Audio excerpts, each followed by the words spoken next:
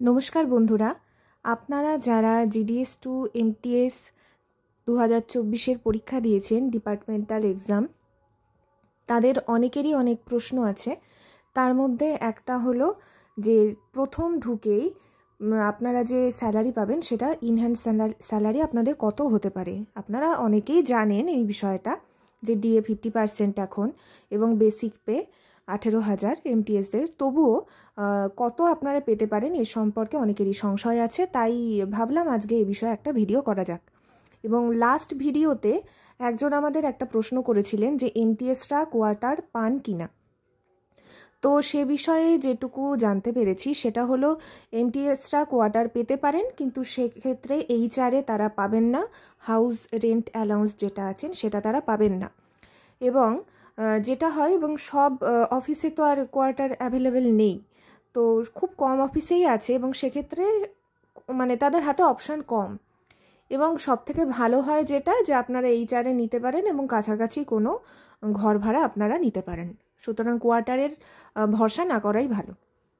তাহলে দেখে নেওয়া যাক যে নতুন MTS হওয়ার পরে যারা হবেন তারা কত স্যালারি পাবেন।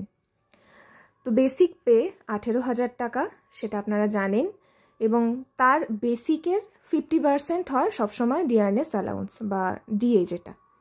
তো বেসিকের এখানে 50% হবে 9,000 টাকা, তার মানে DA 9,000 টাকা। এছাড়া TPA এটা হয় 675 টাকা। এটা কত পার্সেন্টেজ হয় বা কত হয় সেটা আমার জানা নেই, আমি বলতে পারলাম না। HR-এর কিন্তু অনেক ভ্যারিয়েশান আছে, শহরের দিক, গ্রামের দিক, XCTs, YZ এরকম ভ্যারিয়েশান আছে। সব জায়গায় HR-এর সমান হয় না। তো এখানে যেটা দেখতে পাচ্ছেন 5400 টাকা, 5,400 টাকা, এর থেকে কমও হয়। সুতরাং সেটার কোনো পে স্লিপ পেলে আমি দেখাবো আপনাদের পরে। আর ট্রান্সপোর্ট অ্যালাউন্স এটা এখানে আছে 1350 টাকা, এটাও ভ্যারি করে, এটাও সব জায়গায় সমান হয় না। তো এই হিসেব অনুযায়ী টোটাল 33,425 টাকা। এবং মোটামুটি আমি আরও একজনের পে স্লিপ দেখেছি, সেখানেও মোটামুটি আপনারা ধরে রাখুন যে 32 থেকে এই 34,000 সামথিং, 32 প্লাস থেকে 34,000 প্লাস, এই রেঞ্জের মধ্যেই মোটামুটি MTS-দের স্যালারি ঢুকবে। এবং এর থেকে কিছু ডিডাকশান হয়।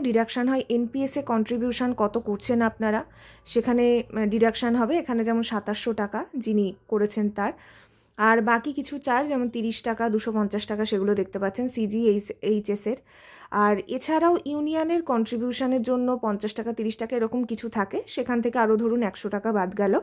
ওভারঅল এই সমস্ত ডিডাকশান বাদ দিয়ে যদি এই DA, house rent, transport allowance, এই সমস্ত অ্যালাউন্সগুলো যদি এই রেটেই যায় তাহলে 30,000-এর বেশি আপনাদের হাতে থাকবে। এবং যাদের ক্ষেত্রে ডিফারেন্স হয় কিন্তু মানে বেশিরভাগ ক্ষেত্রে এখানেই, যে house rent allowance, transport allowance কে কত পাচ্ছেন তার ওপর নির্ভর করে।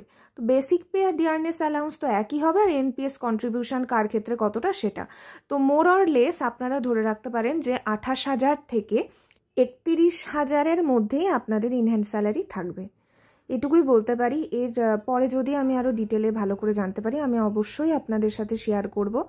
আর আজ যারা ডেস্ট এক্সাম দিয়েছেন তাদের রেজাল্ট হয়তো আগামী এক সপ্তাহের মধ্যেই প্রকাশ করা যাবে, এবং সেক্ষেত্রে হয়তো পোস্টম্যানদের টোটাল লিস্টটাই বেরোতে পারে।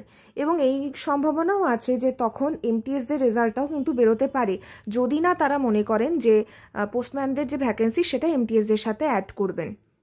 এরকম একটা খবর আছে। তো আমার কাছে কোনো অথেন্টিক নিউজ নেই, বাস যেটুকু শুনেছি আমি সেটুকুই আপনাদের সাথে শেয়ার করলাম। Thank you. এবং আপনাদের যদি কোনো প্রশ্ন থাকে কোনো ব্যাপারে আপনারা অবশ্যই আমাদের কমেন্ট করে জানাতে পারেন। আমরা যতটুকু আমাদের পক্ষে সম্ভব চেষ্টা করব খোঁজ নিয়ে আপনাদের কাছে সেই ইনফরমেশনটা পৌঁছে দেওয়ার। আজকের মতো এটুকুই, ধন্যবাদ।